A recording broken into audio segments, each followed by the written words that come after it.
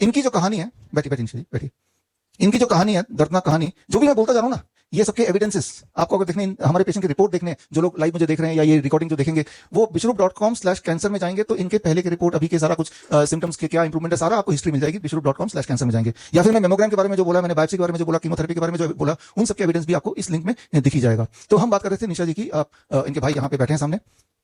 All India Institute of Medical science, जो कि एक जाना माना नाम है, सारे भारत के लोग इस पे फेथ करते हैं, लेकिन कोई भी बड़ा हॉस्पिटल हो उसमें प्रोटोकॉल तो सेम ही है। और आप निशा जी वहीं गई पहले, जैसा कि आमतौर पे होता है, और इनके होश तब उड़े जब वो गई थी, और जब हमारे पास आई थी तब की अगर फोटो देखें, निशा जी की फोटो आप देख रहे हैं यहाँ पे, ये जो कीड़ा है ये आपके ही गाल से निकला हुआ कीड़ा है। जब आप हमारे पास आई थी तो इस हालत में आई थी, और ये उनका गाल तब था जब अपना पीछा छुड़ा के All India Institute of Medical Science Bhubaneswar से यहाँ पे आई थी, और इसमें ये हालत थी तब पहले, इलाज के बाद, हमारे यहाँ आने से पहले।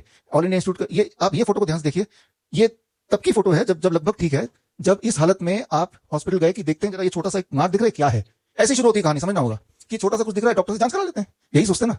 और इस जांच के दौरान डॉक्टर ने जो बोला, तो तीसरे बंदर की तरह बायोप्सी करा लो, करा लेते हैं, कुछ नहीं निकला, दोबारा बायोप्सी करा लो, कैसे नहीं निकला, दोबारा करा लेते हैं। अच्छा तो सर्जरी करानी पड़ी, वो भी करा लेते हैं। अच्छा तो कीमोथेरेपी करा लेते हैं, वो भी करा लो। लेकिन इनके होश तब उड़े, इनकी आंख तब खुली जब इनको एक शाम डॉक्टर ने बताया कि कल आपके पूरे गाल को काटना पड़ेगा और ये आंख निकालनी पड़ेगी। और तब लिटरली इनके भाई यहाँ हैं, अपनी बहन को लेके, अपनी दीदी को लेके भाग के वहां से भाग के हिम्स मेरठ पहुंच गए। हिम्स मेरठ पहुंचने के 12 दिन के अंदर ही उनके आंखों में रोशनी पूरा दिखाई देने लगा, और ये लगभग सूख गया। और अब आपके सामने, ये पिछले महीने की बात है, अब आपके सामने निशा जी यहाँ पे हैं। निशा जी आप यहाँ पे आ जाए, इस चेयर को ले लें, आप भी आ जाओ, या हाँ ठीक है। तो ये कैमरा इधर भी आ जाएगा ना, दिख जाएगा ना। हाँ कैमरा इधर, आप बैठे नहीं, आप इधर बैठ जाइए। हाँ बैठे भी रह सकते हैं, तब भी कैमरा फोकस कर ही लेगा।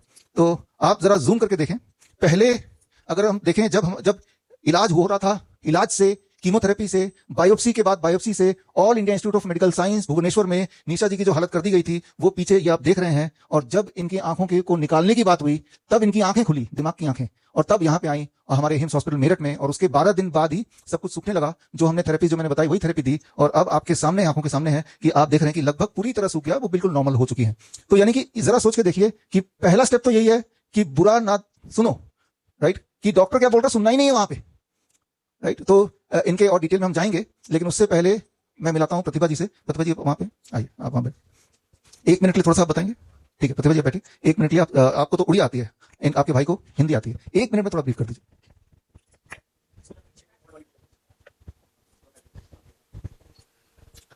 तो सारे देशी विषयों को हमारा प्रणाम।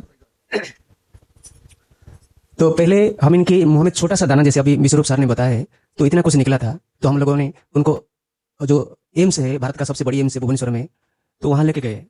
तो उन्होंने सजेस्ट किया, तो इनको बायोप्सी कराओ। मन तो नहीं मान रहा था, फिर भी बायोप्सी कराई। इससे पहले हमने आयुर्वेदिक का ट्रीटमेंट लिए थे, लेकिन आयुर्वेद में सुधार हो रहा था, इनका मन नहीं माना। इन्होंने कहा नहीं, थोड़ा सा जल्दीबाजी में, थोड़ा सा जल्दी करो, मेरे को थोड़ा सा तत्काल रिजल्ट चाहिए, जल्दी मेरे को ठीक करा दो। इसलिए हम एम्स से लेके गए। तो जैसे ही एम्स से लेके गए, पहली बार बायोप्सी हुआ, तो 15 दिन के बाद रिपोर्ट आया, तो कुछ नहीं आया, नॉर्मल आया। तो बोले कि नॉर्मल तो नहीं आना चाहिए, कुछ तो आना चाहिए, हमें ऐसा लग रहा है कुछ हो रहा है वहाँ पे, कैंसर जैसा दिख रहा है। फिर से रिपीट बायोप्सी कराओ, तो रिपीट बायोप्सी फिर हुआ, फिर 15 दिन के बाद रिपोर्ट आया। तो तब तक थोड़ा सा ड्यूरेशन बढ़ गया था, 1 महीना लगभग हो गया था। तो इतने में कुछ तो ट्रीटमेंट नहीं हो रहा था, खाली टेस्ट कराओ, वो टेस्ट, वो ब्लड टेस्ट हो, स्कैनिंग कराओ। इसी टेस्ट के चक्कर में तो उनका घाव इतना बढ़ गया, तो पूरा वो सड़न होने लगा। तो मैंने बोला ड्रेसिंग तो कम से कराओ। कह रहे थे नहीं, ड्रेसिंग अभी नहीं कराएंगे, अगर कैंसर की घाव को छेड़ देते हम तो उसका खून बंद नहीं होता, तो ड्रेसिंग नहीं करा रहे थे। इसीलिए आखिर में इनका इतना बुरा हाल हो गया, धीरे धीरे सड़न होकर कीड़े पड़ने लगे। तो अंततः उन लोगों ने ये डिसीजन लिया कि तो पूरा आंख समेत निकालना पड़ेगा, और पूरा गर्दन भी थोड़ा सा काटना पड़ेगा, क्योंकि वो पाइप भी जोड़ना पड़ेगा, ब्लड वेसल्स, और इसके लिए बड़ा मांस निकलेगा, तो दोनों जांग से वो निकालेंगे मांस। मैं बोला अगर इतनी हालत हो जाएगी, दोनों जांग से निकालेंगे मांस, ये पूरा पोर्शन निकाल देंगे, तो ये तो ऐसे मर जाएगा, डिप्रेशन में चला जाएगा। इसलिए जैसे तैसे करके फिर हम लोगों ने फिर दूसरी जगह दिखाए, फिर आयुर्वेदिक में दिखाए, ऐसे करके उनको वहां से कैसे करके फिर एक प्राइवेट हॉस्पिटल में लेके गए। कम से कम ये कंफर्म हो जाए हमारा आंख बच जाए।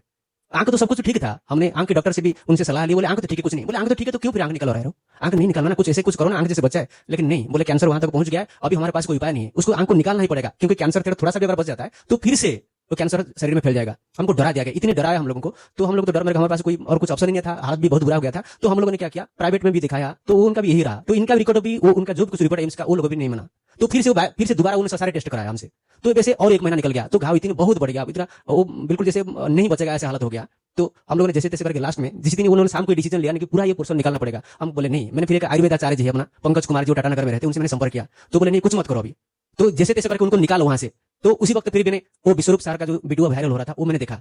तो उनको देख के मेरे मनोबल और बढ़ गया। मैं सोचा नहीं, कुछ अभी नहीं कराएंगे, हमको सर्जरी से बचना चाहिए। ये निर्णय लेके मैंने मन मजबूती से मैंने तो वहां से मैंने लामा डिस्चार्ज कराया। वो देने के लिए भी तैयार नहीं हो रहे थे, बोले हम सारे जो डॉक्टर्स हैं वो तो सब कल के सुबह ओटी तैयार है। अभी जैसे 5-7 डॉक्टर, एनेस्थेसिया का डॉक्टर हो गया, फिर प्लास्टिक सर्जरी का डॉक्टर हो गया, ऐसे 6-7 डॉक्टर अभी सुबह आपका ओटी डेट फिक्स हो गया, अभी डेट चेंज नहीं होगा, तो इसलिए आपको अभी सुबह कराना पड़ेगा। बोला नहीं, हमारे लिए कुछ, हम आंख को बचाना चाहते हैं, हम सर्जरी नहीं कराएंगे, तो इसलिए हमको आने नहीं दे रहे थे वहां से।